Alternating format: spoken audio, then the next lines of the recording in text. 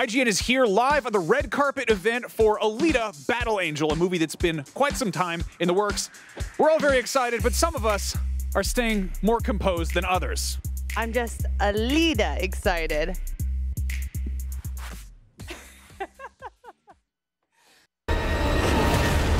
This body, I feel a connection to it. I can't explain.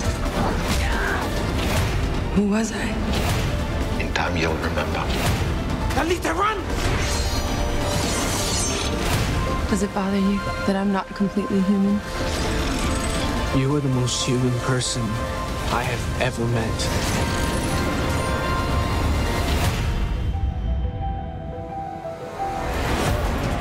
It's Jacki, Jing, and Max Scoville, and can you believe it? We are live in Los Angeles for the Alita Battle Angel red carpet. Exciting! Yeah, presented by Army National Guard. This is huge. This is awesome. This is from the producers of Avatar and Titanic, two of the biggest movies ever made. James Cameron, Robert Rodriguez. James Cameron has been talking about making this movie for close to 20 years. Yeah. Which is nearly 2 decades. Kind of bonkers, and it's finally out. We finally get to see it. So there's a lot to talk about. We're overwhelmed, yeah. We're both big fans of the anime and the manga, but for people who aren't that familiar with the story or maybe need a refresher, well, Max did a book report. Take a listen. If you haven't been paying attention, Alita Battle Angel might seem like a massive blockbuster property from out of nowhere, but the character of Alita has been around for close to 30 years, and her movie's been in the works for over half that time. So, real quick, let's get you up to speed on where Alita came from and why this movie is such a big deal. It all started back in late 1990 when a new manga by artist and writer Yukito Kishiro began appearing in the pages of the weekly comic magazine Business Jump. It told the story of a kindly scientist who discovered the remains of a young cyborg girl lying in a scrap heap who he brought back to life to become a daughter of sorts. That might sound like a touchy-feely kawaii take on Pinocchio, but Business Jump was aimed at a more mature audience, and this reassembled cybernetic heroine wasn't interested in sitting around being cute. Instead, she faced off against a rogues gallery of villainous cyborgs with characters regularly meeting brutally ultra-violent demises. In 1993, the comic was adapted into a 2-part anime home video special, or OVA, and with the growing popularity of Japanese otaku culture in the West, it wasn't long before this series got localized. Now, obviously, this girl with the big eyes is the basis for the movie Alita Battle Angel, but in Japan, the series was known as Ganmu, which literally translates as Gun Dream, and the main character's name was originally Gally. Alita found a healthy cult following of proto-weeaboos, and somehow it found its way into the hands of legendary filmmaker James Cameron, allegedly after it was recommended to him by fellow director Guillermo del Toro. Cameron was immediately interested in turning it into a movie, which isn't surprising at all given his love of tough female characters, cybernetics, and massive action set pieces. Cameron is a man famous for taking his time. He had a treatment for Avatar written in 1994, and that didn't come to fruition until 15 years later. And it was a similar case for Alita. While his decision to make a film based on Battle Angel Alita wasn't formally announced until 2003, the domain name BattleAngelAlita.com has been registered to Cameron and Fox since the year 2000. After the world record success of Titanic, nobody was about to get in the way of Cameron's next movie, and while he expressed interest in making both Alita and Avatar, he opted to start with the latter, and our cybernetic heroine got backburnered for the indefinite future. Once the dust had settled from Avatar, Alita seemed like a sure thing, but instead, Cameron announced plans for 4 Avatar sequels, and it seemed like this cybernetic heroine would never make it to the big screen. But around 2015, rumors began circulating that Robert Rodriguez was lending a hand with the project, who seemed like a perfect fit given his prior experience with action movies, digital effects, and live-action adaptations of graphic novels. By 2016, production was officially underway under the new name Alita Battle Angel. Rodriguez was directing, with Cameron producing and lending a hand with some of the special effects technology he developed to make Avatar possible. And now, finally, after a couple of delays, Alita Battle Angel is making its grand debut. It's a blockbuster movie 20 years in the making using cutting-edge technology to turn a star-studded cast into murderous cyborgs. Is it any surprise we're excited to finally see it?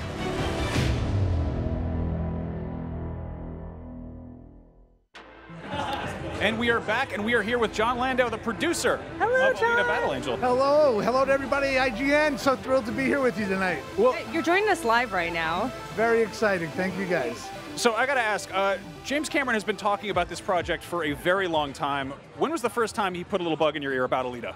Right when he learned about it, 1999, our friend Guillermo del Toro showed us a little bit about the manga, and Jim fell in love with it. He saw it as a movie he wanted to direct for his 8-year-old daughter because he thought it was a movie about self-empowerment and what a great message for anybody who was growing up. What was your initial reaction? I mean, had you heard of Manga? Were you like, what is this story? I had heard of Manga, and I had not heard of Alita Battle Angel, though. And I discovered it, and I saw at the core of it something that many mangas don't have, which is this relatable central character, but set in an extraordinary world. And it said, make a movie, make a movie. Now, Rodriguez is, of course, directing this. When did it come into play that he'd be sort of taking the helm with you guys kind of overseeing things? You know, once we realized Jim was going to be directing Avatar, our sequels for the foreseeable future, we wanted to find a director, not that we could turn the movie over to, but that we could parent this child together with. And Robert, in 2015, Jim had a social lunch with him, and out of that spawned this idea, and I could think of nobody I'd rather have made the movie with than Robert. Okay, so we know that everybody's asking you about Avatar 2, right? 2, 3, 4, and 5. We were wondering, can you tell us about 3, 4, and 5 if everyone's asking you about 2? Well, I can tell you just in general about them. You know, we made a decision to keep all of the movies set on Pandora. Other science fiction movies, they might go to water planets if they wanted oceans. They might go to ice planets if they wanted snow. Our world has so many wonders. We're staying right on Pandora, and we're showing audiences all the visual splendor, but we're also doing it by introducing new and diverse clans. In the first movie, we only met the Omaticaya clan and Neytiri's clan. Now we're going to meet other ones. Just like our world, it's about the diversity and about people coming together. Ooh, deeper into the lore. Very cool. Now, obviously, Avatar 2 is not coming out until Christmas 2020. That's a ways off. Is there any chance we'll be getting to see it in 2019? Anything, any kind of look at it, anything up close at all? I will tell you for sure I will. Well, I would hope so. I think it might be a little bit hands-off, but that's not the case. Let's see. Now, I got to ask, you've produced literally the 2 most profitable movies of all time. Do you have any advice for anybody who's starting out in filmmaking right now? What to do? You know, go do. Too many people are afraid to take a chance. They're afraid to, fail. You know, you have to take those chances or you're not going to get out there. You know, I tell people, dare to dream, but enact on those dreams. Wonderful. I have a quick question for you. You were talking about Pandora, and that's a lot different than this movie because this is based on Earth. With Pandora, that's a completely different planet. Can you talk about that challenge with Alita? Well, you know, Alita made it a greater challenge to make her photo real in the shots. You know, when we're on Pandora, there's that edge of fantasy. Nobody can tell me what looks right and what doesn't. But on Earth, when Alita's playing a scene opposite Christoph Waltz or Mahershala Ali or Jennifer Connelly, they know what she's supposed to look like. So on Avatar, we need to be photographic. With Alita, we have to be photoreal every second of the day. All right, John Lando. Did we succeed? What? Did we succeed in making her look real? Oh, yes. Okay. Yes, you guys did a great job. This movie is visually off the chain, sir. Terrific. Thank you very much. Off the chain. I'm sorry, just a little excited. Now, obviously, on the subject of technology, the Avatar tech helped bring Alita to life. Let's take a look at how that was possible. Does it bother you that I'm not completely human? Alita Battle Angel is a movie that's been in development for close to 20 years, but what's taken so long?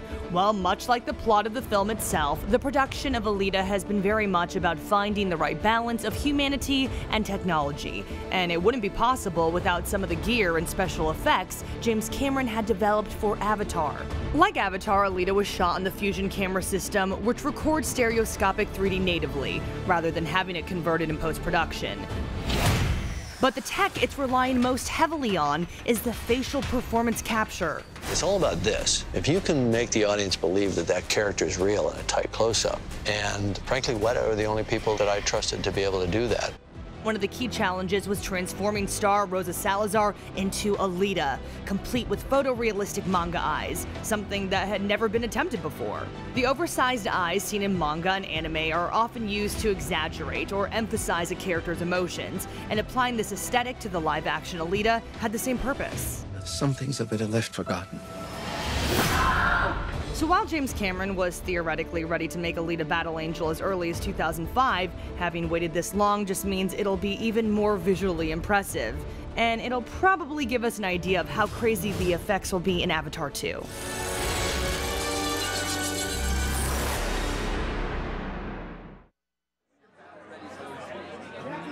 So, hey, look!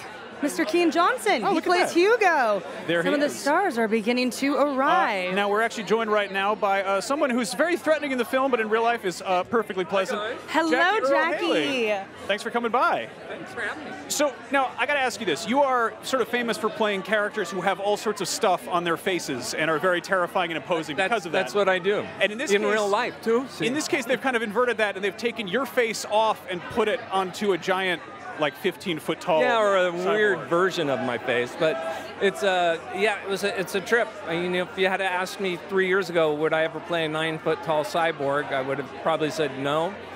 But now, in today's technical age, it was very possible. I could have been this big or this big playing the character. Now, how was your performance on set like that? Because we read that they had a 7-foot tall guy on stilts for the sort of body performance capture. He was a stunt guy. He did some stuff. But what was interesting is that I'm wearing a data suit, and I'm wearing a helmet and a camera, with dots on my face. But the data suit is capturing all of my motions. And before I would go out onto the set, I would have to get in front of cameras that were tied into the computer, and it would calibrate my physical body into a 9-foot tall cyborg, to where all of my movements were moving this 9-foot tall thing in the virtual world. Can you talk to me about how you channeled this role? Like, what did you draw for inspiration? A lot was like literally seeing the character. Yeah. And of course reading the script and talking, with Robert. Those fingers, though, I mean, what would you do if you had those in real life? Trim the bushes, make smoothies? Yeah. Probably a little bit of both. Okay. But yeah, it was a kick. It really was a kick. And what was interesting too is, like, I didn't even know until the first day of production. I walked out onto the set and I'm like, oh wow, we're doing this in 3D? It's like nobody even told me that. Does the 3D get in the way at all of what the filmmaking process is like on your end, or is it? Well, I think it's just a little more technically challenging in the sense of, like, all of the camera mounts and everything have to have 2 cameras. One is pointed at you, another one is above it, pointed down into a mirror. So it's a lot more calibration and kind of just... Yeah. But, I mean, they've got it down. I mean, now it's, it was a very smooth process, a really good, accomplished crew, and, all the best, people working at it. You gravitate towards a lot of, if not villainous roles, very threatening ones, but you're very pleasant in real life. Are we ever going to see you Max. playing like a nice man? Maybe one day I'll play a nice guy. I don't know. Well, what would you like to play? Is there like a specific role, superhero, that you're like, man, I'd love to do that? I can't think of one off the top of my head, but I've seen people suggesting me for different roles and stuff, and to me it's all kind of about reading the script, checking it out, seeing if I vibe with the character and the director and everything that's going on. But it would be nice at some point to just kind of play like this normal Joe. Nice. Grueshka, I mean, you guys seem so similar, though. Yeah, we are. Thank you so much, Jacki. Thank you. Appreciate it. Oh my gosh, I love Grueshka, by the way. You did a great job. Okay, we do have Kean Johnson on standby. Kean Johnson plays Hugo. Yeah. We see him in the manga and in the anime, and now we're going to get to see him in the movie, so that's awesome. Hey, Kean! So excited to meet you. Thanks for joining us. How are you feeling? This is like your first film. This is probably mind-blowing right now. It is incredibly mind-blowing. Yeah, I mean, words can't express how kind of surreal this is. Yeah. So obviously, you play a pretty normal kind of down-to-earth dude in this, and everyone else kind of gets the knife hands and the cyborg rollerblade parts. Yeah. Did you feel left out at all? You didn't get to sort of get... What's great is Hugo at first, he is kind of this kind of normal character, and what's great about James Cameron's writing is there's obviously deeper meanings to every one of these characters. So there's a really interesting moment where Hugo is not quite as he seems, and I think that's really important for, as a character and for people to see. So, where did you draw inspiration from for your character? He does appear in the anime and the manga. Who did you channel? Robert actually helped me channel a lot of really, really great actors. He gave me a hard drive full of different movies. I got Escape from New York. A really great kind of like Kurt Russell impression is what he wanted. Also, a lot of old Mickey Rourke films like Escape from Greenwich Village, Barfly, Angel Heart. Just some really, really interesting, character moments. Yeah. Now, you have a background of acting on stage and live performances in front of a live audience. Yeah. Do you find that sort of more or less threatening than acting opposite a lot of people in like ping pong ball covered mocap suits? Yeah, I mean, I think I was so young when I was doing the stage thing, so I don't think I quite understood, you know, that nervous feeling. But yeah, I mean, being on a set like that, it was definitely daunting at first. But everyone made me feel so comfortable and made me feel, you know, like I couldn't do wrong, even though I'm sure I could. And you're part of Billy Elliot, which has some intense dance choreography. Yeah. How did that translate to the action choreography? Because you're doing a lot in this movie. I do. You know, what's great is, you know, having a dance background, it's so helpful for, you know, physicality, and you create a physicality for every one of your characters. So being able to just have that as a basis was great. But yeah, I mean, it was so fun. I mean, I obviously can't take all the credit. I had amazing stunt doubles, one of them being Steve Brown. You know, they were just doing stuff that I could never even try to tackle. You have an awesome vehicle in this movie. It's sort of like a monocycle. Yeah. And I think a lot of people would look at that and be like, that's just a bunch of CG, but it's more practical than that. It is. It's an actual practical. I was wondering, I was like, where is my motorcycle on this red carpet? Yeah, it's a beautifully made practical gyrocycle. Obviously, the wheel doesn't quite move, but everything else, you know, it's able to stand by itself with, you know, just by the wheel. It's pretty interesting. Nice. And sort of speaking of wheels, there's a lot of inline skating in this movie. Yeah. Did you see that coming? Was that something you anticipated in a dystopian cyberpunk I mean, action movie? Yeah, right. It's so, you know, and also when I was reading it, I was more just, you know, interested how they were possibly going to pull it off. And when I saw it, this will be my third time seeing it. Every time I see it, you get chills by kind of how original this sport is. So were you a natural, or was it a painful process? I'm definitely not a natural at the whole skating thing. There were so many moments where, you know, a lot of falling, and I'm also skating with some of the best in the world. So I learned a little bit, got a few bruises. You know, everyone, you know, to be a skater, you got to get a few bruises. But you know, I put those things on the shelf for a little bit. Yeah. Sounds like a wonderful experience, Kian. Thank you so much. Cheers. Cheers. Aw. Yeah. Hugo, man. Yeah. That's so awesome. Okay, so I think we're gonna go to a clip now, right? It's Yeah. the shadow boxing. Yeah, it's Alita trying out some Yeah. moves. Let's take a look. Yeah.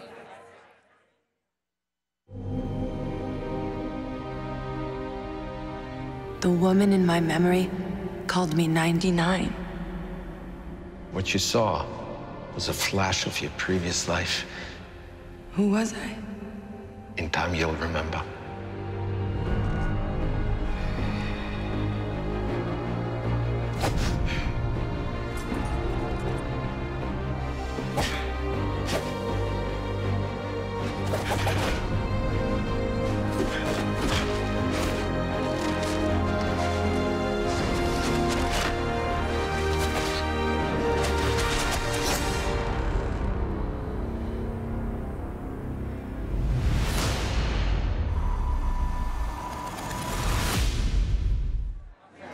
So we're back now on the red carpet, and that is Stephen Lang, who plays Miles Quaritch, the villain from not just Avatar 1, but Avatars 2 through 5.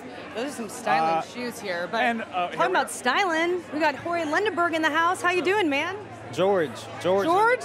Oh man, we looked that up on YouTube, and there was so many, and now I feel really bad. George. It happens. You gotta learn like this. Yeah, we learned on live television. There we go. Okay, you know what? I did my research though, and I know you're a big anime fan. Yeah, I am. Apparently not good research on the name, but Cut to the good part. Naruto, Cowboy Bebop. What's your favorite anime? I mean, I feel like now it's switching all the time, but I wanted to get back into Fooly Cooly. Oh, that's a great one. Yeah, right now it's just I'd say that right now. That's a wild one. Something nice, something specific that is kind of That's a good different answer. for the anime world. Something a little more. Yeah. So I gotta ask, we just last saw you in Bumblebee, and now you're in another movie with lots of robots bashing around. Which movie? This one? In Alita, yeah. Oh yeah. There's a lot of crunching metal happening around you. Robots like me. I don't know. Apparently. They're my friends. They're my enemies. I don't know. Maybe I'm a robot. It's kind of a split relationship, I see.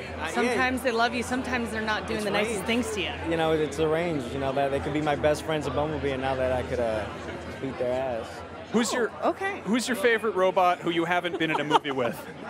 Yeah. What's up? Who's your favorite robot you haven't been in a movie with? Dude, I don't know that many robots, but so I don't know. Terminator? Terminator? Nah. Star Wars, something, I guess, Star Wars. C-3PO, R2-D2? Yeah, R2-D2. R2-D2, there you go. Okay, favorite My Hero Academia character, go. Bakugo. Bakugo? Yeah, Bakugo, yeah. It's the fiery attitude, is that it? I feel like he has a lot of passion, and like he's the best fighter out of everybody. Some would argue Deku on that one.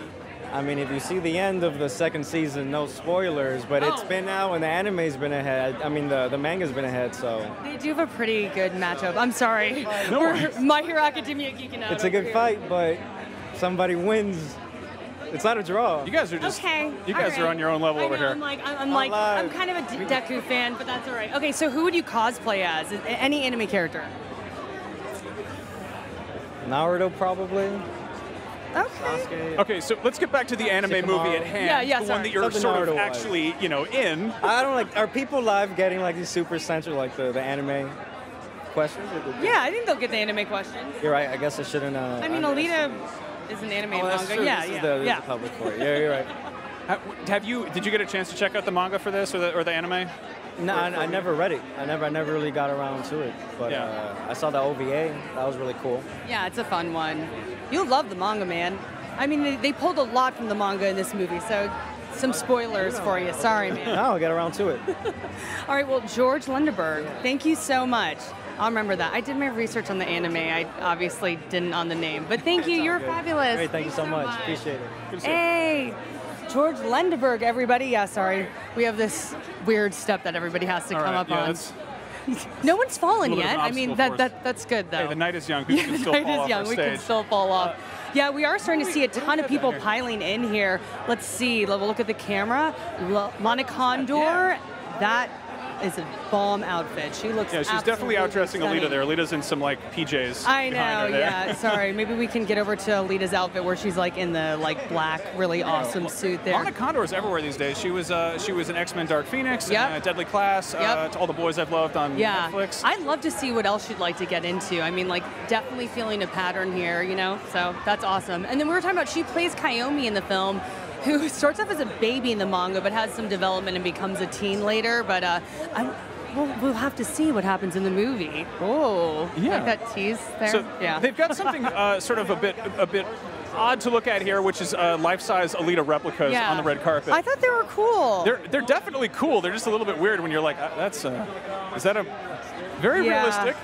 Well, I know this is kind of hard to see, but she has like this amazing detail on her legs and her arms, and you'll obviously see that in the movie as well. But I mean, I still cannot get enough of how visually stunning this movie was. Like when you're watching it, it's just like the detail in this is absurd. Yeah, no, it's amazing. I love the two different suits she wears, or I guess bodies is a better thing. One of the first things that they actually did was have the sort of engraving you see. She's got kind of like ivory gilding almost. Yes, totally, Which I have the concept art book pre-ordered because I want to see like how far back that goes and how long they've been kicking around some ideas. And then she later evolves to a different body, I guess you could say. But we don't want to talk about spoilers, but it's also super cool. Oh my gosh, how are you doing? Hey, you look lovely as well. Adara Victor in the house. How are you doing? So how does this feel? It feels amazing. I mean, we've been, waiting for quite some time to get here and waiting to see what she's really going to look like. And I'm just so excited for the world to finally see it as well. Now, you play a nurse character, right? Yes. And you've got a very, very cool sort of attachment on your arm. Yes. Mm-hmm. Were you told to like stop? Like, were you doing stuff with your fingers that they had to like edit around, or what was the process? So what it was they told me that this arm that they were building was actually going to be longer than my arm. So you'll notice I'm a nurse, and my fingers for this arm are basically tools, like scalpels and all kinds of medical tools. And so I would be kind of doing this, and they would go, no, it's longer, so just do this. Just hold still. So everything was sort of like this, and they just built everything around it. When I saw it, it was incredible. When you were approached about your role, and they were like, you're going to be playing a cyborg, she's going to have this mechanical arm, like, what was running through your head? I was like, yeah. Like, I'm down. I was like, that's going to be amazing, because I thought it was going to be, huge and sort of like muscly, and it was done right. It was done the way it was supposed to be done. Yeah. Really good. That's got to be a little bit sort of almost unnerving because it's like less work for you to do as an actress. You're just like hold it still and they'll add exactly. it in post. Yeah, but it was, it also provided an opportunity to do some interesting things because I kept thinking, well, what does she do when she's not using this arm for, a medical procedure? What does she do with it? Does she ever rest on it? Or, you know what I mean? Like, I just started thinking of different ways to sort of use it, and I just loved to see what they drew around whatever I did, acting-wise. It was seamless and beautiful. Yeah. So if you could replace anything and, become more cyborg-like, what would you do? Ooh, that's a good question. I have no idea what I would do. Get a new knee, that's what I would do. I was just going to say, I feel like I'd replace, like, my legs. I was a track runner, and I would, like, forever, have, like, the fastest legs in the world. That would be amazing.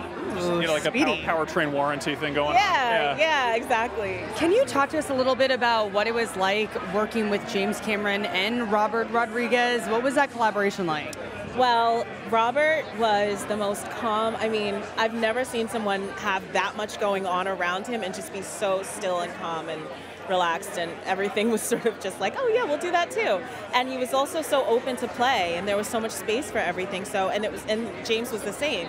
So even if we had an idea on script and we thought, this line might be better, or we can cut this up, or James was really open to that, and that was like a surprise to all of us. But it was really seamless. Everything was really seamless. And speaking of James Cameron, I believe he's just shown up right there. James Cameron has and arrived. Robert Rodriguez down there. Yeah, Robert Rodriguez. There they are. Yes, do you like our little setup here? I do. You're like, okay, cool. Like, oh, I see. Commentary on the outfits tonight? No, I'm kidding. But you are fantastic. Thank you so much for joining us and speaking with us. And watch your step. We're hoping nobody will fall. The sneakers, by the way. Oh, thank you. 1989 Reeboks.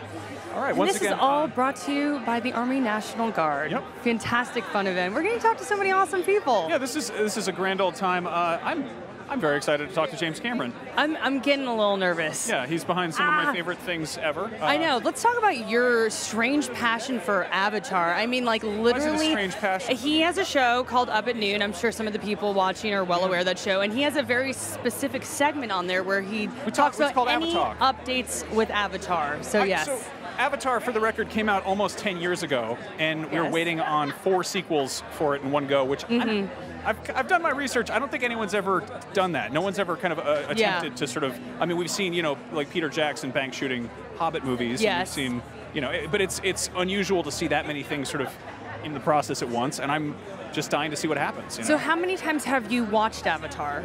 I lose track. I'll put it on, maybe late at night.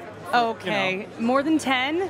I don't know. It's up there. It's definitely got a lot of there. detail in there. I like movies where there's sort of a visual density and there's stuff to unpack. And I'm dying to see like Alita on a smaller screen. Yes.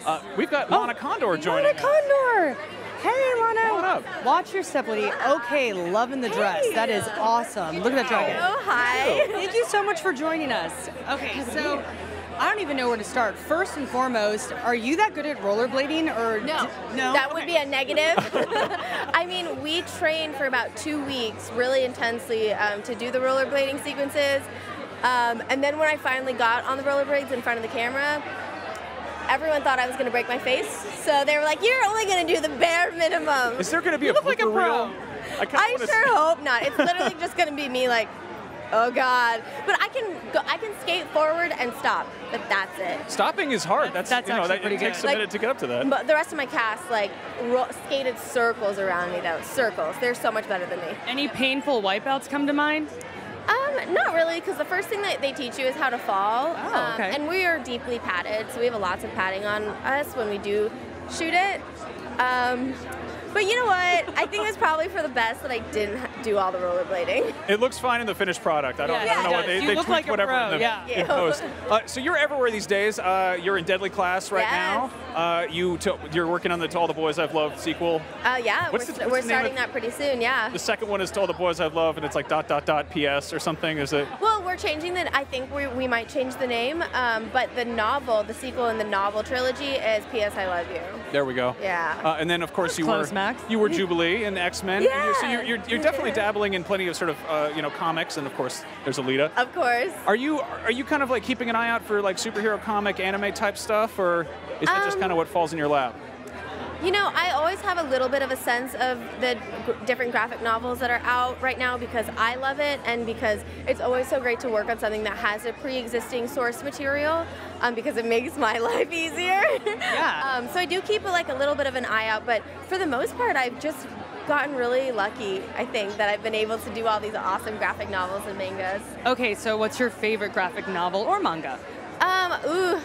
Put you in the spot, girl. I mean, right now it has to be Deadly Class because I'm doing that. Oh, now. good answer. So I have to say Deadly Class. The dress is very on brand for that. Yes. But you know, Deadly Class, whether or not I'm in it, it's an amazing graphic novel, so yeah. It's dark and heavy. You also play Jubilee. I mean, that's awesome. Yeah, I do play Jubilee. Hopefully she'll come back. That would be awesome. I love her. Are there any other superheroes that you'd want to play? I mean, that's pretty cool that you can cross Jubilee off the list.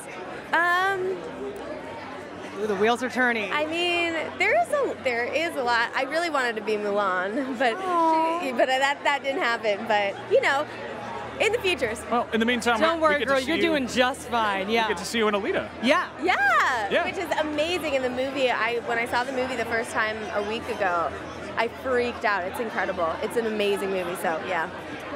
Lana Condor, you were fantastic.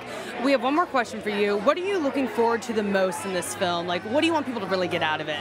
Oh, I mean, I just want to see everything. I just want the world to see Rosa. I think she's amazing, and she is so gentle and fierce at the same time, and an extremely universally relatable character. So I can't wait for the world to see her performance. Great. Thanks so much, It's great to see you, Lana. It's great to see We'll you. see you around. I'm sure. Deadly Class, a bunch of other stuff, Netflix. All right. Watch your step while getting down, lady. Coming up next, I believe Dua we have Lipa. Dua Lipa, who does a song for Yeah, Alita. it's the Swan song. Oh, that was so bad. Yeah, I'm well, going to leave it to her. That's what, she's the singer. Yes. Oh, okay. Christoph Waltz has just arrived. Where is there he? Is. I mean, he's not there. He's over there. But you know what I meant. Yeah. That's going to be a little bit I think like this bizarre is his for daughter. him. That is what our director's telling us. So that's really cool. He's his Alita. on-screen I get daughter. it. Haha, That's got to be a that's little funny. bit sort of jarring for him after spending the entire film, acting opposite Rosa Salazar. Then to see like a hyper-realistic recreation of what she looks like post-effects. I know, in the flesh. totally. Isn't it like just crazy to see Christoph Waltz and James Cameron just talking? You're just like, wow, this is happening. This is real. This is a bizarre job we have. This is the red here. carpet. Yes, I mean, I got bizarre into job. watching a bunch of anime and reading manga because I wasn't doing so hot at talking to people, and now, oops, here we are. What happened? Yeah, exactly. Yeah, we've got. This is Dua Lipa coming up. Dua Lipa's coming to join us. We're going to see if we can get her in a little bit, but everybody's just kind of mingling at this point. We see George Lendeberg out there. We already talked to Jacki Harley, correct? I'm trying to think of who else we've spoken to. John Landau. Yeah. So everyone's just mingling. It's a big old party out there. Red carpets they're not exactly in order. Everyone kind of mingles around, so. So it's just crazy. I just want to go back to the digital effects here, but Weta, who was kind of like the main company to work on this, they worked on Planet of the Apes. They also worked on Avatar. I mean, this is just insane. You know what I mean? They've worked on so many big projects. Yeah, we can talk about it all we want. Let's actually just roll a clip right now of some of the effects they've done in action.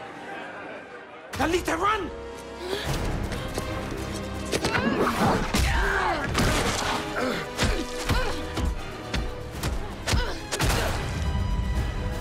My God. Rip that flea!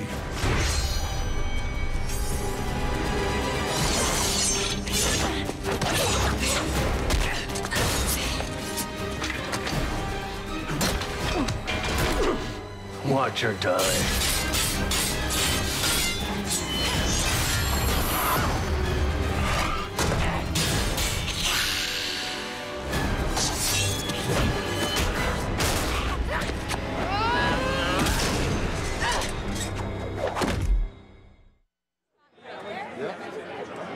All right. Thank you. And we are live They're once Reebok, again. We are joined by Ed Screen, They're real cool. who plays Zapan. Yes, sir. Okay, so you are dressed very sharply tonight. I've got to ask, your entire sort of wardrobe in the movie is all done in post-production. Did you just like show up on set in your PJs, or? You know what? I think I'm going to be asking in my contract now that I have a CGI body every time. It means I never need to diet. It means I can eat as much of the local food as possible. And when you're in a place like Austin, Texas, that's a lot of barbecue. That's a lot of barbecue.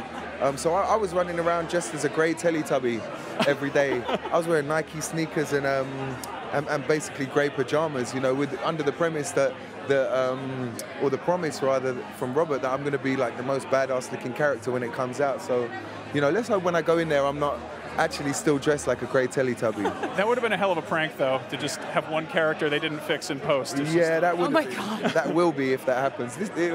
All of this for it as well, yeah. They actually did a fantastic job with your character. I mean, there was so much detail in that cyborg body. When you saw it, were you like, whoa, that was not what I was imagining, or were you like, that looks about right? I've never seen it. You really have not seen nothing? Concept art, nothing? No, I saw some concept art. Okay. I saw some concept art, and I saw the my character's back and the stuff that was on the back with the kind of Aztec Mayan design. I was just like, wow, this is so amazing. And I remember the first time I Skyped with Robert, and he told me that the character looked so badass, and I just, you know, the most badass person on the planet tells you that you're gonna look badass. It makes you feel pretty badass, you know. Yeah. Well, I mean, Don't worry, it looks having great. seen the movie, you look good. Yeah. Trust us. Yeah. It's really, really cool. So one of the last times you were cast as the British villain was in Deadpool. Yes. You played Ajax, also known as Francis. Do you have a lot of people shouting Francis at you on the street? Well, just now I've had about 5. Okay. Nah, people don't shout it. People don't shout it in the street. No.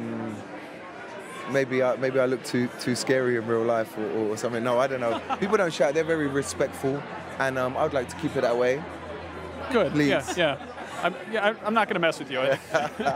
So you said that Zapan is like such a badass. What about this character resonated with you? Like, were you like, yeah, I really want to play this? You know, obviously working with someone like Robert, you know, was just such a allure. And then you have people like Christoph Waltz and Mahershala Ali, who are 2 of my favorite actors of the last decade or so.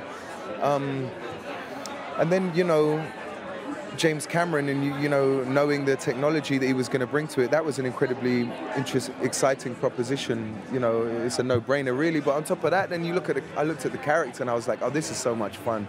You know, even doing the audition tape was so much fun. So yeah, I mean, luckily it stayed that fun for the whole shoot. It was like, you know, you mentioned Deadpool, which was also a really fun shoot. This was so much fun as well. You know, this. And then the Maleficent shoot, which I just did, was also such great fun. So, like, I'm just lucky that, like, you know, the experience of these projects, you know, it is such a positive experience, you know. And then if it does well, it's a bonus. Totally. Well, I'm excited for you to get to see the movie that you've been in. It's very impressive. I'm jealous that you've seen it without me. Like, this doesn't seem quite fair, does it? You're gonna love it, man. You know? Yeah. No, Wait till you see your back. Like, seriously, the detail is insane. Yeah. So, and thanks so much for talking with us. Thank you so much. And as I said, I love your sneakers. Thank you. Oh my gosh, Stranger said he liked my sneakers. Yay. Compliment of the night. We got to get you a sponsorship, Hey, Jacki. I know, these are my favorites. Right now, we are going to go to a clip from Alita and take a look at that. When we get back, more red carpet. You like my shoes? This body, it has the power I need. I feel a connection to it. I can't explain. This could be who I am. You've been given a chance to start over with a clean slate. How many of us get that chance? Why did an enemy warship respond to me? Because I knew that ship. I've been on others like it, haven't I? Haven't I? Oh, whatever you were, it's not who you are now. I'm a warrior, aren't I?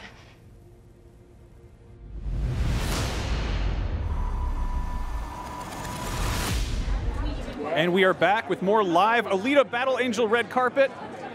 There are so many people here. It is awesome. We're not on camera with this person right now, but I see Yukita Koshiro, who is the creator of the manga. I mean, literally, like, my stomach is in knots right now seeing him. I mean, such an intelligent, amazing person. Right now? And Christoph Waltz is here. I'm sorry, I'm just, wow, there we go. Okay. We're going to have him step up in just a hot second. Yeah. He plays Dyson Ito, who's effectively Alita's father figure, who's also Hi, Mr. Waltz. So excited to have you. We're live right now. Thank you. Thanks for joining us. Thanks. So we want to ask you a bit about your character, Dyson Ito. No, come on, go and see the movie. Oh, we already did. That's why we have so many questions. Blabbing about it. You want to experience it. We love your character, though. Thank you, I do. But we want to know about you, the actor, Christoph Waltz. So Dyson Ito he's a hunter warrior. He's a scientist. He's a tinkerer. He's kind of a father figure. Which of these sort of Renaissance man type roles are you most drawn to as an actor? Well, it wouldn't be a Renaissance type of man if it weren't all of it together, would it? You got us there. There you go. Okay, drop the mic on that one. Okay. I was wondering what attracted you to this character and this story. You've played so many memorable characters, so it's like obviously something had to have connected here. It's not an evasion of an answer, but it's really a story, the sum total, because it works on every level. And if you're into sentimental love stories, hey, this is your movie. If you're into political and intellectual analysis, this is your movie. The whole thing with a bucket of popcorn, what can you ask beyond that?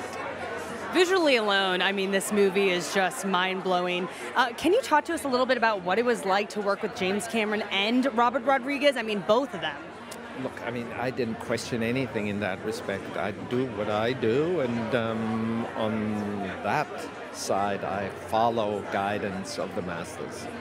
And you work very closely with Rosa Salazar. You two have amazing chemistry together. What was it like first meeting her? How did you guys kind of build that rapport? Build a rapport. We had a rapport, and we enjoyed it, and we enjoyed our company, and it turned into a relationship. And it's not just work that you do. You spend your life, and you better spend your life with someone you want to spend it with. You guys had great chemistry in the film, but we also loved your introduction at the Game Awards. Are you a PC gamer, sir? No. Oh, we found out the truth. Well, at least you're not pretending to be one. That's the worst crime of all, is to lie about being a gamer. We're guilty of that sometimes ourselves. Do you have a personal single favorite thing in the entire film of Alita? It's really that critical, political, let's say, social analysis of our situation today in our world. And yeah, that's my favorite part. Fair enough. Maybe by far. Yeah?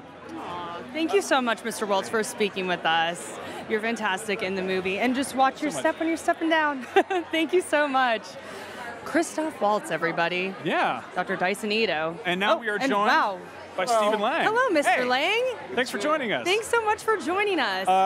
Jacki, I think many somebody just won up your shoes, actually. Oh my gosh, you did one up my shoes. Yeah, these are badass right here. How dare you? No, seriously, your boots are really, really cool. Oh, thank you. I'm known for my boots. Oh, there you go. Okay. You're not in Alita Battle Angel, but you are appearing in a few Avatar sequels that are coming out. Yes, I am. I'm busy with Avatar. I could have found time for Alita, though. I think they didn't want to confuse anything. Just say you were in the background somewhere. I don't think anyone's going to be able to prove you wrong. Yeah. So you're returning as Quaritch to Avatar, the villain. You're going to be the bad guy through all four of the sequels. Well, I'm returning as Quaritch. I'm not going to say he's the villain, but you know. I think James Cameron called you a very mean word in terms of where your character goes. Oh yeah, he did, didn't he? Yeah. All right, I'm the villain. Yeah. I'm back. Well, it'd be kind of a weird turn if you came back as a good guy.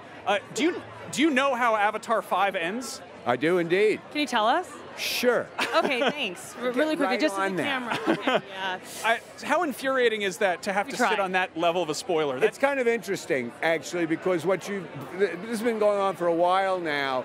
You kind of cultivate the art of doing an interview and speaking at length and saying absolutely nothing. Okay, great. Yeah, I'm sure that's what it's like. You've also played so many memorable villains. When are we going to see you as like the superhero or some I don't know, kind-hearted hero? I'm sure it's coming. I know. What would you want to play? Well, Kurt Russell just did such a great job with Santa Claus that I guess I can't do that part. You would be a great Santa Claus. I'm not sure. Maybe like Father Time or you know. That could be good. Something like that. You were absolutely, utterly terrifying in Don't Breathe, and there have been sort of murmurs of a sequel to that. Do you know anything about that?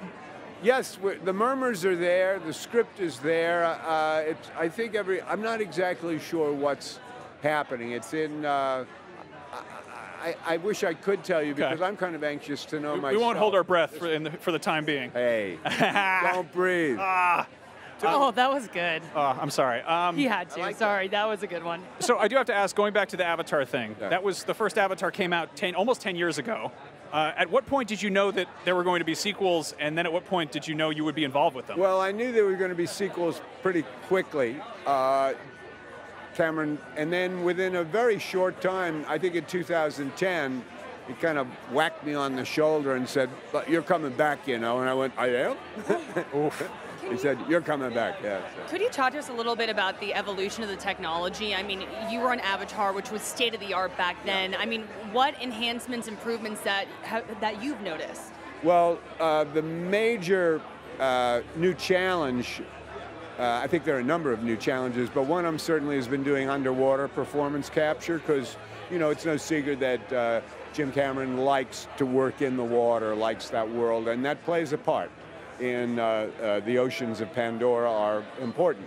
And so, but doing performance capture underwater is presents a whole new set of problems, which they have, you know, which you solve on a daily basis. Okay, I'm going to tie this all together. I read in an interview that James Cameron has got some of the young cast of Avatar holding their breath to up to 4 minutes. Right. You were in Don't Breathe. How long can you hold your breath? Well, I've done over 4 minutes, static hold. If I get into acting a scene, I'm good for, you know, maybe a minute and a half before I start turning as blue as a Navi, you know? Well, that's still really impressive. Yeah. So hold your breath right now. No, I'm kidding. No, You're good. We're setting you free. Breath for Alita Battle Angel. Thank you so much. Oh, we love All it. right. Thank you so much, Mr. Lang. Yay. Well, coming up in just a second, we've got Yukito Koshiro, the mangaka who wrote Battle Angel, yes, Alita Battle this Angel. Is epic. Mr. Koshiro, it's so great to have you on. Thank you so much. Nice to meet you. And this is our translator here. I mean, I think the first question right off the bat is, how did he come up with this idea, Alita? Was there some Terminator influence? まず初めにどうやってこのアリアの世界観を考えたんでしょうか。なんかちょっとターミネーターに影響されたとかありますかね。いや、ターミネーターとかの影響ではなくて、ずっとそれより前から僕はサイボーグテーマというのをずっと書きたいと思っていました。でところがサイボーグの世界にふさわしい世界というのはなかなか思いつかなくて苦闘していたんですが、ある時軌道エレベーターと空中都市、その下にこうくず鉄でできた街というイメージが浮かんで、それでやっとガムという作品ができました。I wouldn't necessarily say Terminator, but I've always wanted to create a very cyborg-themed manga. And, you know, I tried a few attempts and they didn't quite come together the way I wanted to. The world didn't feel as fleshed out as it could be. And then one day I thought, you know, what kind of world would really support this sort of cyborg-centric nature of my narrative? And I was in bed and it dawned on me, you know, I should have an aerial floating city and then this city below it that sustains it and this just an elevator that links the two. And that would create for a very, it would necessitate cyborgs in a way that I think, you know, no other narrative could. So, Robert Rodriguez built Iron City, scrapyard, whatever you want to call it, and you got to actually go visit it and explore it. What was it like the first time you saw the set for Alita? 初めてアイアンシティのセットを見た時の感触、まあ多分全部作られたと思うんですけど、その時のこうお気持ちをちょっと。当時ちょっと雨が降っていて、あまりこの屋外で見るには適した環境じゃなかったんですが、すごくエキサイティング、面白かった。So the day that I went to the set, it happened to be raining that day. So I don't know if it was the optimal time to view a set, but regardless, it was a very exciting experience for me to see it come to life. Wow, thank you guys so much for speaking with us. I'm just absolutely in awe. You are a legend, sir. I don't know if you can translate that to him or not. 伝説なので本当にお会いできて光栄です。来てくれてありがとうございます。Yes, thank you so much. Oh my goodness. We're big fans, just saying. Yes. No, thank you. Oh, if you guys just want to step down that way.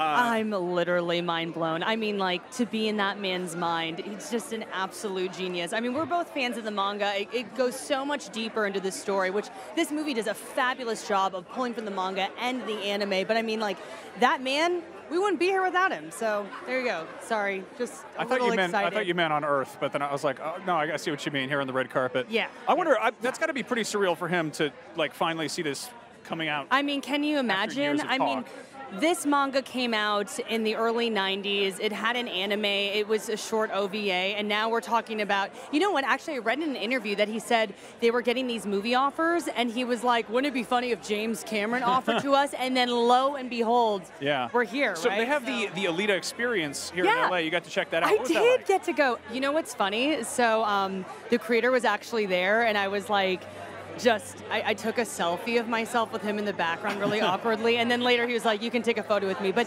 the experience was absolutely awesome. You just got to be interacting with the scene, and they had these fantastic actors. But you know what? Enough talking about that. We have the writer, Alita Battle.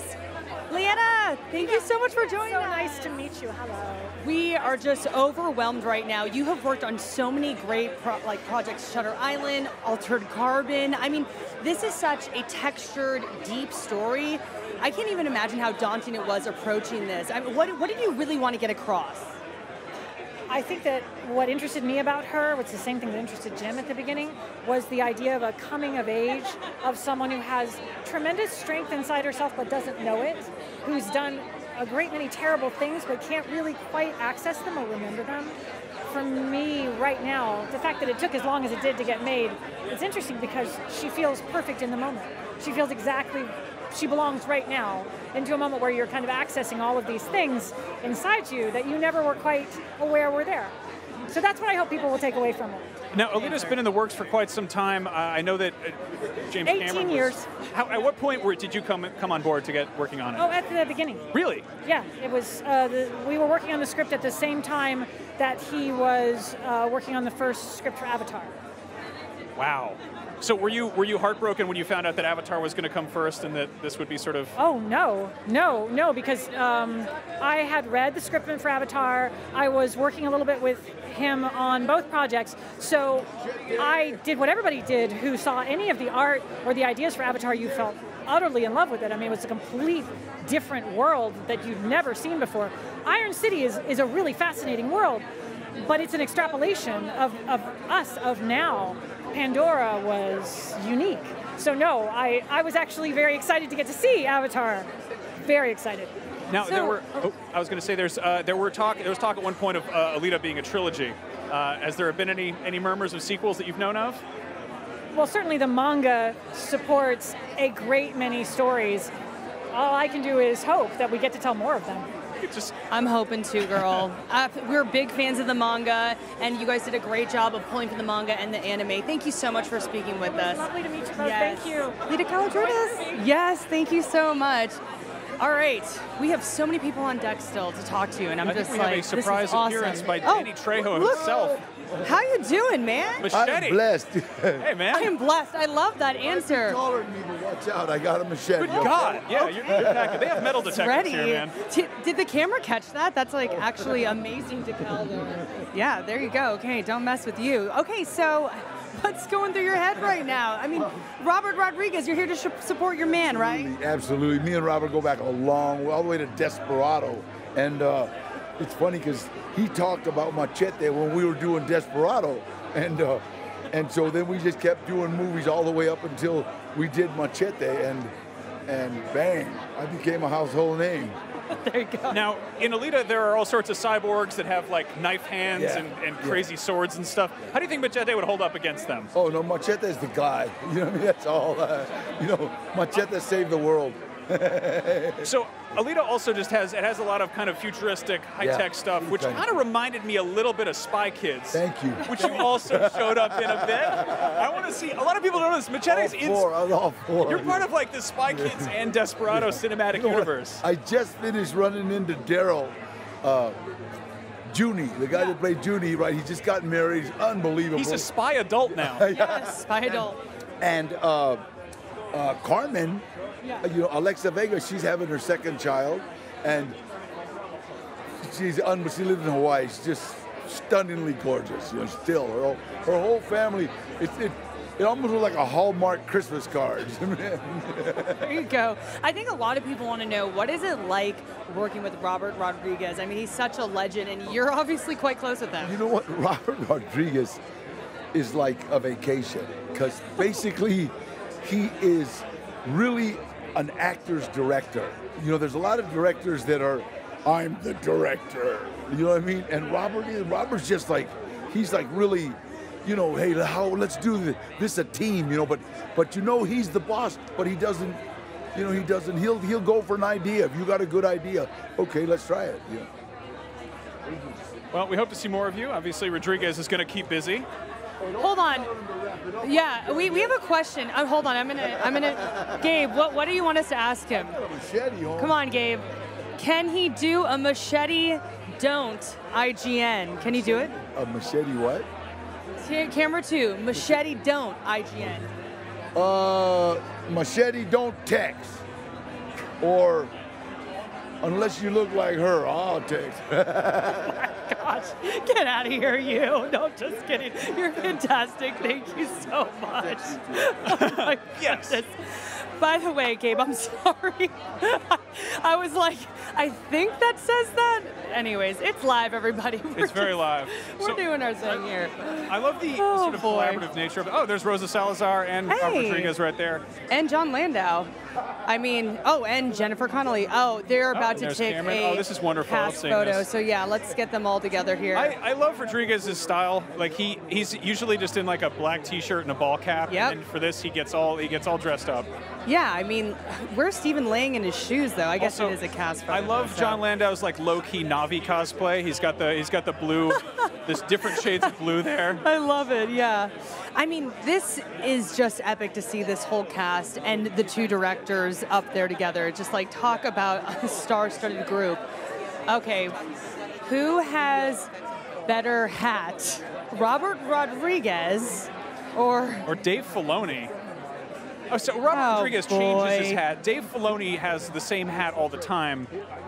True story. Dave Filoni works on Star Wars, Clone Wars, all that. Yeah. He has that hat so he can take it off.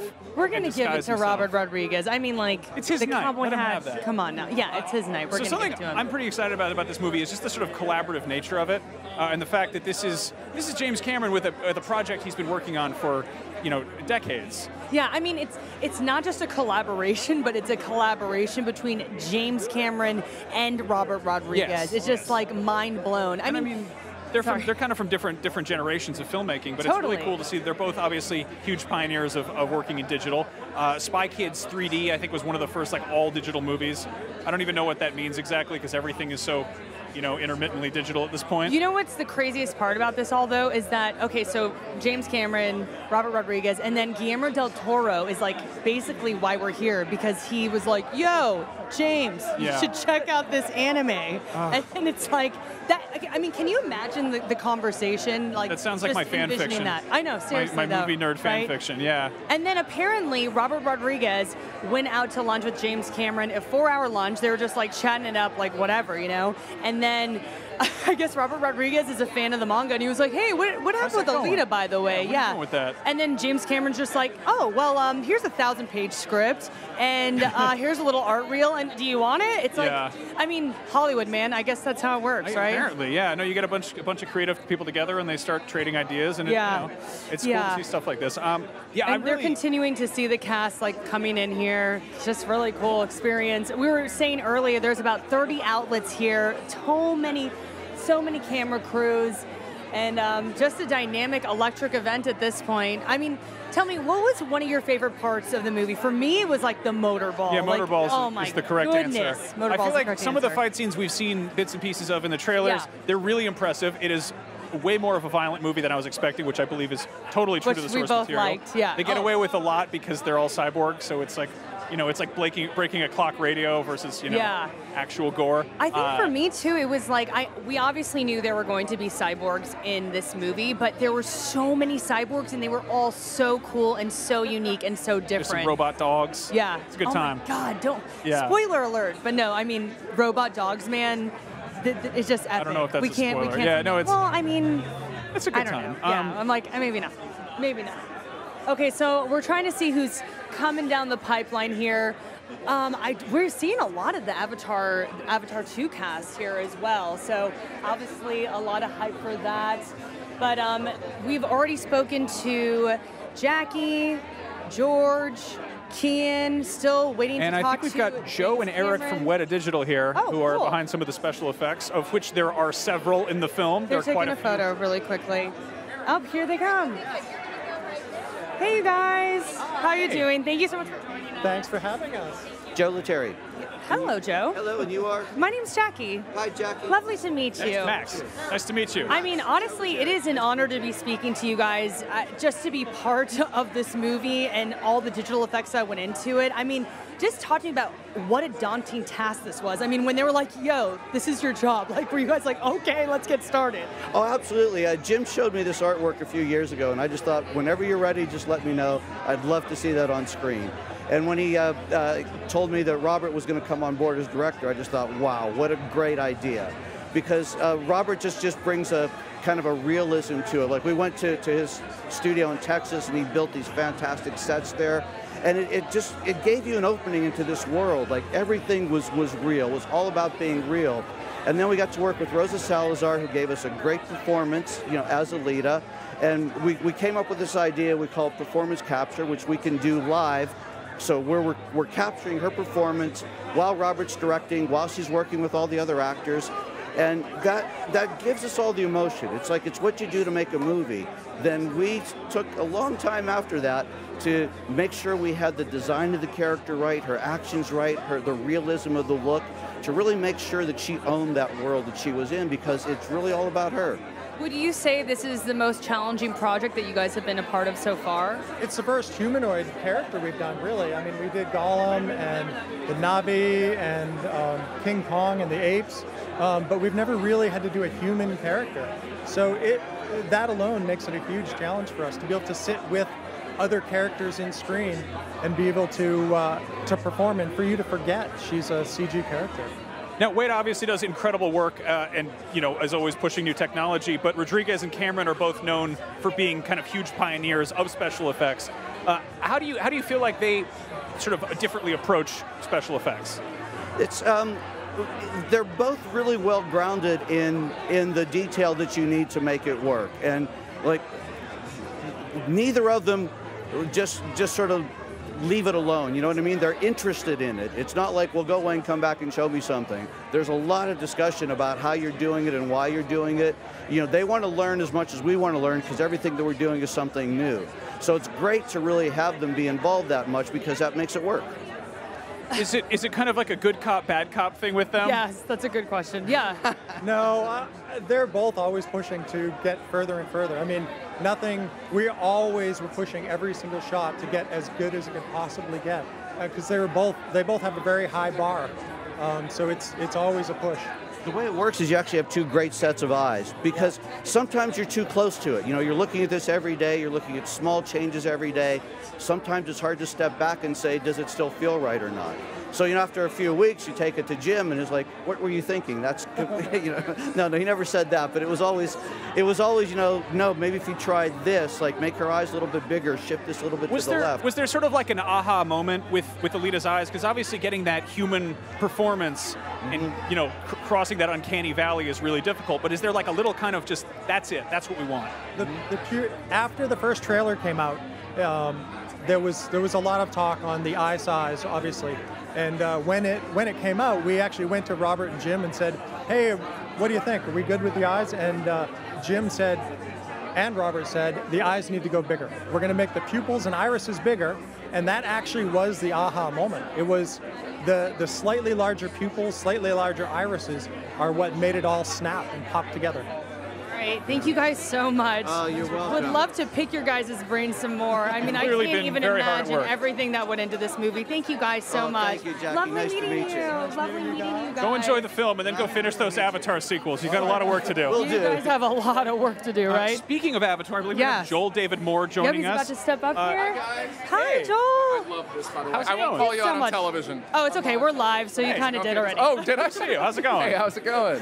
Good so, where to even start? I guess the first question is Norm still alive? There's like a big debate on Reddit. Yeah, there's a debate on Reddit? Yeah, they're like, okay, well, he was shot in the shoulder, so technically it might not be a mortal wound, and then other people are like, no, that was definitely fatal. So you're going to break it down. This up. If you watch the end of the film, Norm's avatar is shot in the shoulder, but human Norm is perfectly fine. that doesn't translate over. So yes, I'm in the sequels. We've already started. It's fantastic. I love being here supporting Jim and John in their quest to finally make Alita. You know, Alita was being talked about when we were doing Avatar a decade ago. That has been around for a long time. And I've been able to spend some time with Robert, who's the perfect person to helm this project. It's, you know, look, how do you take Jim's crazy ideas and hand it over and adopt this into somebody else's brain? But Robert's the guy to do it. Okay, so I gotta ask, Alita's full of cyborgs. You played one very iconic cyborg, JP, the game developer in Grandma's Boy. Yes, Are we ever going to see a return to Grandma's Boy? Because gaming is more mainstream than ever. Here, first of all, Swordy and I go back, Nick Swordson and I go back and forth all the time. Should we just do this? Should we just do a fun, weird sequel that doesn't have to make any money, but it's just for the fans who loved it? I mean, this is a movie that, you know, didn't do anything in the marketplace and then went to DVD and became this iconic cult classic of a film. And I don't even know if I could do the robot voice anymore. I'm Try it. removed. I was going to ask, could you give us like IGN a shout out? I want you to do it. You I definitely can't do it. No, I'm like, I wouldn't even try. Come on. I don't know. There's no clean lines. That's the problem. Keep it locked to IGN. Yes, exactly. I am a robot. There we go. There we go. That was fantastic. Live that I've done that, probably since being on set. Max, we're proud of you. We did it. You got that out of him. Got it. I wanted to know, and I can't wait to see Avatar. Yeah, thank you. I can't wait to see the sequel. 19 months or whatever. It's gonna be a lot of fun. Yeah. Yeah. No, we have a whole beautiful world that we're going to show you, and it's gonna be a lot of fun. Yeah, I mean, James Cameron, we can expect that, right? Thank you so much for speaking with us. Yay. All right, I see Jennifer Connelly on board. Oh my God. Yeah, okay. I know. That's super exciting. This is gonna be cool. Yeah, I'm just totally been a fan since The Labyrinth. Yeah, so, I mean, she's we're gonna ask her about that. She's been around a lot of crazy special effects over the years. She's coming up right now. Yeah. Hey, Jennifer. Thank you so much for joining us. Nice to Hi. Hi. Nice How to are meet you. Oh, you guys are both. Yes, so I'm sorry tall. about that. Oh my She's God. wearing sneakers too. This Yeah, is, I know. Holy this is cow. unfair. Okay. So, yeah, I'm like for that. Here you are. So you, everyone in this movie has all sorts of cyborg enhancements and stuff, and you kind of got away with what seems to be pretty easy. You've just got like a little gemstone in your forehead. Yeah, I have a sign of Zolom right here on my head. That's it. Was that a letdown to not get like some completely elaborate outfit or setup? It's okay. I got to do some fun stuff. I got to be an antagonist at the beginning of the movie. You know. You don't play a lot of villains. I haven't played a lot of villains. No, she was kind of fun. She was fun. She was kind of a little. Sharon's a great character. A little bit of a delicious baddie at the beginning. Who did you channel for that? I mean, she is such a great character in the anime, but I mean, you really did a great job with her. Thank you. I don't know. I just thought about what she was into and what she wanted. You know, she was just someone who's. She just thought there was nothing of any. She decided there was nothing of any value in that place, and everything, all that she wanted was up in Zolom. So she just had complete disdain for everything in that world. Yeah. No, I just loved her determination. Like, that was just like one thing about her character that really stuck out. Very aspirant. Yes. Another thing I want to ask you is that, okay, you're in the Labyrinth, Hulk, the Rocketeer. I mean, like, you've always been a part of these projects that have cutting-edge technology. How do you adapt as an actress? Well, the technology in this, I had, you know, the stuff that I filmed on set was pretty traditional in the way we filmed it. There were practical sets. Robert had built a whole, you know, like on a stage by his studio in Texas, in like a back lot. There was like a town. There were like 4 city blocks of just buildings of this iron city.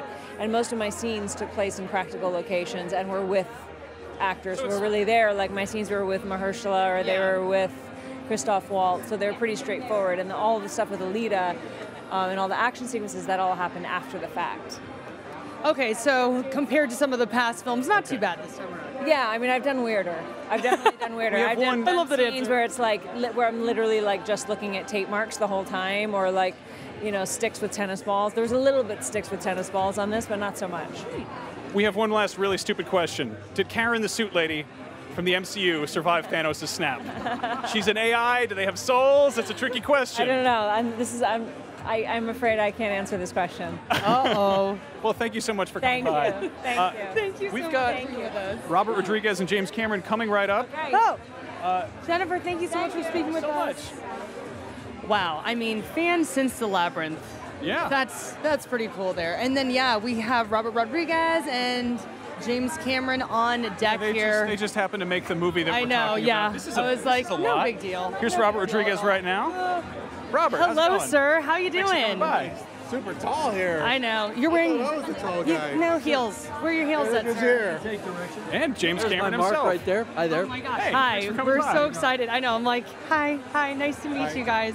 Okay, so where to You begin? got the two-headed dragon here. I now. know, seriously. Nothing we can't do. Okay, so I guess my first question off the bat is like, everyone's talking about how visually stunning this movie is and that it used Avatar 2 tech. So how do you sell a great CGI performance? Like, what's the secret sauce? I want to hear from both of you guys. You know, this performance capture thing that he drummed up really works well. Oh. You know, because usually if an actor has a costume, they're like, how's my costume? How do I look? Is my eyelash out of whack? When you take all that away, it's like the performance has no skin. They work from the inside out, and the performance is like stunning. They're suddenly, you know, flying without a net, and it frees them up. I never would have predicted that, and I think it's in a movie like this, it's got so much spectacle. It needs that human truth and the human heart, and when you can get a performance like that, you walk out of there going, I feel the heart of this movie, which is what you really want. Yeah, what he said. No, Good I'm gonna answer. Use that line because that's amazing. I mean, it really, it's Alita is the character of Alita, and the other characters as well, but specifically her because she's the heart of the movie, is a masterwork of technical achievement that's never been done before. But it would be nothing if it wasn't for how great Rosa is. Her heart comes through, her spirit comes through. Every nuance of her performance comes through, and you feel her. And the reason people are responding so well to this movie is they go on her journey. From the moment she opens her eyes at the beginning of the movie, and you're just in her head and behind those eyes, and you go through the world with her, and that's the magic of this film. Now, obviously, Jim, you're letting go of one of your cybernetic babies. I know. And clearly, Robert is the right guy to sort of take the reins there. Is this something we're going to see more from you as you're very busy with Avatar sequels? Are you going to be sort of taking on a more producer role? Yeah, you have any of the scripts laying around? Yeah, I got some other stuff, buddy. Don't worry. You won't be out front with a tin cup saying we'll direct for food. Can we expect you to be this? No, this we go hands-on back for ages, and look, I've only worked with a very short list of other directors. Catherine Bigelow, we were married, right? Robert and I have been friends for 25 years, you know, so I only want to work with directors that I like because it's a process, you know, and you have to trust each other, and I think you have to be friends. I mean, I think we were probably nervous that we might not come out of it friends. I wasn't nervous. He's like the ultimate big brother who's like, all right, kid, come here, I'll show you. I'll show you how I did this. Like and you're like trying to impress them. You need that. I mean, when I first met him, he had an Avid in his living room. And I was like, you can edit at your house? What an idea. So I went and got one, you know. Okay, so our director really wants us to ask you guys this question. What would Sarah Connor think of Alita? That's a good question. That's a good question. Sarah likes to blow the crap out of cyborgs. But see, Alita's a reverse cyborg from the Terminator. Terminator had a chip for a brain and human skin on the outside so he could infiltrate. Alita's got a human brain and a machine body. So Sarah would probably like think her. she's okay. Yeah, Sarah would like I think she's okay. I like that. So Alita was clearly put in the right hands with Robert. Is Terminator in good hands with Tim Miller? Absolutely. I mean, it's Tim Miller. Can you give us any hint on what's coming with the as of yet untitled Terminator? Arnold's back and he's bad and he's a different Terminator than you've ever seen before.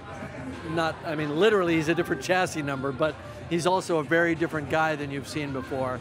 And Linda's there to do battle. She's there to kick ass and take names.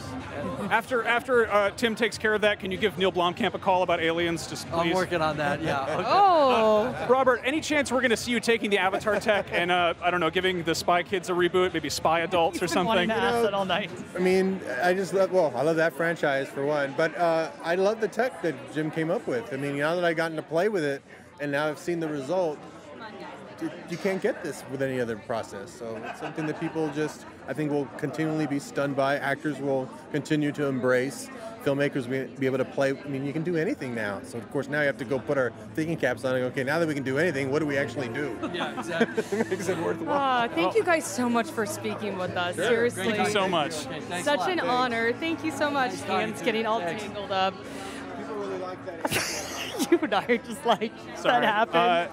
That's okay. Totally cool. Just Sorry, James we have Cameron, these Robert moments Rodriguez. occasionally. It happens. So the one thing Okay. I really wanted to ask is what is Cameron's connection to the name Dyson? Because he's got Miles Dyson in Terminator. He's got Dyson. There's something going on there. It's yeah. It's a good we brand could of have vacuum picked their cleaners, I brains guess. all night. And we do Rosa see coming Rosa up Salazar down coming here on the red down carpet. the red carpet. Yeah, she's doing a couple other interviews. So, man, it was interesting, though, to hear them talk about the technology and just how much went into that. And, I mean, you could hear how passionate James Cameron was about making the eyes bigger and really emoting and making sure that the feelings were expressed appropriately. So, I mean, they're not wrong when you get down to it. It really just comes down to a performance. Yeah. It's all just acting. It's the same kind of bits and pieces, but yeah. Spy Kids, Spy Adults. I mean, I want to see what's going what through your head a with Spy that? Kids movie looks like running on like Avatar tech. I think that would be Yeah, kind of that would insane. be actually really cool. So, little trivia: how many stunt doubles did Ms. Rosa Salazar have? 7? Close, 9. 9. That's That's a still lot. really crazy, though, right? Yeah, I mean, well, they had her doing a lot of different stuff. They had her doing different types of martial arts. There was obviously a lot of inline skating. Yeah. Muay Thai, Kung Fu, like all the works, yeah. And I mean, the rollerblading, I can only imagine. When we get her up here, we're definitely going to have to ask her about that. I believe the correct nomenclature is inline skating. Oh, sorry. But yeah, no, I mean, her performance was really incredible.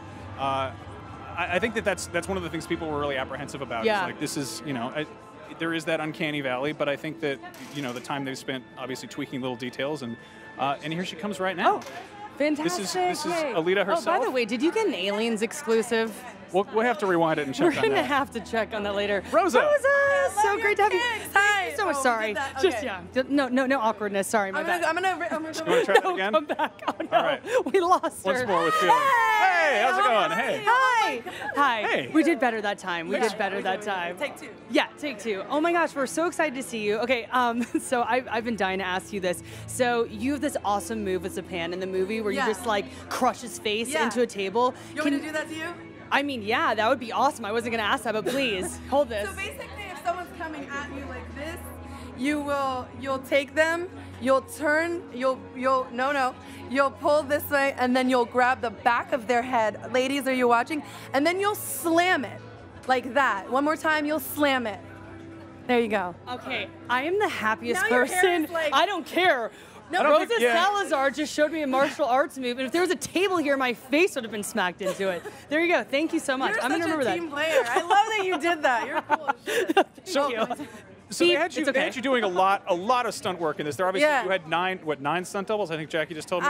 No, there are many girls that bring Alita to life, but I had one very main martial arts girl who did some of my stunts for me. Her name is Mickey Facinello, and she's been training since she was a young girl. So I would be a fool to think that I'd be able to achieve some of the things she can achieve when she's been training forever. Martial arts is a practice, and you never can fully get it perfect. So I've been needing to train forever to achieve some of the stuff she did. Well, they had you doing wushu, Muay Thai, all sorts of stuff, and then also inline skating, which I think is the odd one. Yes. Which was the most painful to get? Okay, so rollerblading is dangerous. For all the kids out there, I wouldn't rollerblade because it's really hard. Yeah, just stay I have inside a and do lot of martial arts, respect. you know? I can't believe people used to make fun of rollerblading because this is really dangerous. Can you talk to us just about, have you seen the movie yet? Because I thought Ed Screen saw, okay, so you saw how you ended up looking. Yeah. Were you like, whoa, that was a lot cooler than I thought? Or were you like, okay, that's what I was imagining? Well, first of all, when you work with visionaries, they have this thing called a vision, and then you know what the vision is, and you shoot the vision, and then you see the vision born on screen. It's such a gift to work with a visionary because you know what you're trying to achieve, and then you see it. So I know what we were going for, so I wasn't like, whoa, the eyes. I was more like, blown away by what Weta was able to achieve. There's more geometry and detail in one of Alita's eyes than in all of Gollum from Lord of the Rings. That's whoa. Okay. Okay. That's pretty just drop impressive. that information bomb on us there. Okay, so going back to the self-defense martial arts moves, I think they're the earpiece that violence is about to be practiced on me, and Jacki wants Oh, really? to demonstrate. I have to do that? I think they want you to do that. Okay, I'll tonight. hold the mics. Are you ready? Okay, Rosa. Ding! Oh, goodness. Okay. Yeah. It was like by the neck. So he's gonna come at you with this hand. He's gonna come to choke you. Oh, you're gonna grab his hand. Yeah. You're gonna twist it. Yeah, sure. Go behind. Go behind. No. Go in. Go behind the head, and then see how you got his leverage there. Let's try it fast. Oh Lord. Okay, can you sign this off for HR? Okay, ready? All right. Go. Oh! Shit! Oh, whoop. I was trying to do it realistically. I'm a lady. It put my head through a table. Oh my gosh, okay. Well, you learn I something think new you every day. did it better. Are you okay? That was amazing. Is it really? Okay. I'm sorry. I still win though because Rosa did it to me. Practice safety while you're doing martial arts, kids. Okay, oh well, my goodness. you We're gotta getting get in the there. wrap. Everyone's waiting That's around making for me you. sad. We could talk to you like all night. Yeah. Seriously. Great job though, man. You totally killed it. Thank you. Yes. Are we doing that too? We're doing that. Yeah, we're doing that. All right. Rosa, thank you so much. Oh man. Oh. All right. This is all brought to you by the Army National Guard, by It the is. way. All right. Well, you're teaching us. Yeah, it's okay. It's fine. Don't worry about it. They curse in the military. It's fine. All right. Everyone's like, I think everyone's waiting for you in there. You got to get in there. She's like, You're that's in the my movie. cue. That's All my right. cue to leave. Thank you so much. Okay, she's like the best person alive. She's really cool. Seriously, that was so enjoyable. Did I hurt you? I kind of went fast. I'm It's sorry. okay. I think I'm calling in I was tomorrow. trying to sell it. Okay. Well, that was fun. Anyway, yeah, so Alita Battle Angel is in theaters on February 14th. That was a huge trip. I got to talk to a whole bunch of really cool people. I get to talk to you too, but I do that. Stop doing that. I'm sorry, they told me to try it one more time. Anyway, I think I'm getting better. No? Just go practice on someone else. I I'm gonna won't go sit pick on down. Max anymore. Let's go watch that movie. Yeah, Let's go. and huge thanks to everyone who is here, everyone behind the scenes, Yeah, and of course seriously. Army National Gabe, Guard for making this happen. Corrado, all of our homeboys. Yeah. Seriously. And for everything Avatars 2, 3, 4, and 5, keep it locked to IGN.